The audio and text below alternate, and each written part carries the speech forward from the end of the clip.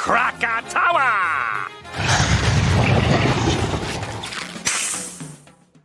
Why is this explosive soil pile called volcano? And where does this powerful word come from? To answer that, we need to travel back to Roman mythology. Stay tuned. The Romans imagined that deep under the ground, where no human eye could see, there was a blazing void. And in that fiery workshop lived Vulcan, in short, the god of fire. Now, Vulcan wasn't like Jupiter or Mars, standing tall on throne or leading armies.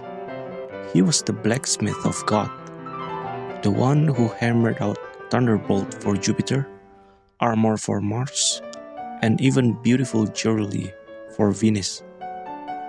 His forge was said to be so hot the very mountains above would smoke. Whenever a volcano erupted, the Romans explained it as Vulcan at work, hammering with such force that spark, ashes, and molten rock burst through the earth's crust.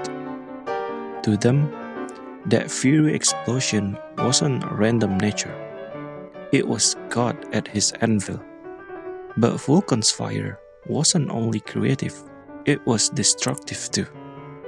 Every year in Rome, they held a festival called Vulcanalia, right in the peak of summer heat.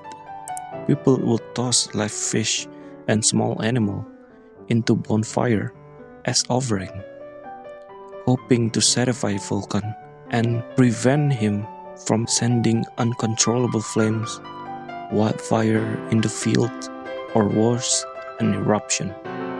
And here's the twist. Vulcan's story is tied to love and rejection too. According to the myth, he was married to Venus, the goddess of beauty, but she often betrayed him with Mars, the god of war. So, while Vulcan forged weapons for the gods, his heart was burning with jealousy, another kind of fire smoldering inside him. So for the Romans, a volcano wasn't just a natural disaster. It was Vulcan's anger spilling out of the earth, his forge cracking open, his flames impossible to contain. So how did Vulcan's name turn into the word volcano we use today? It started with the Roman. They named one of the Aeolian islands near Sicily Volcano, because they believed that was where Vulcan's forge was hidden beneath the mountain.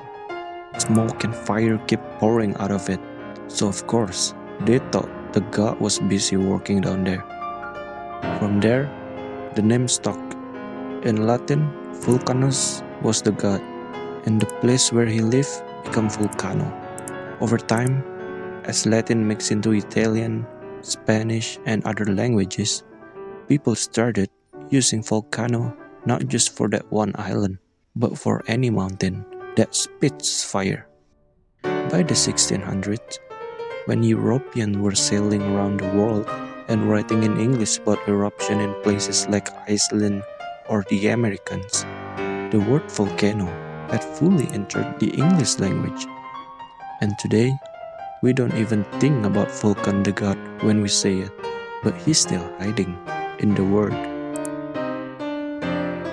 And that's how an ancient god's name, Vulcan, slowly turned into the very word volcano.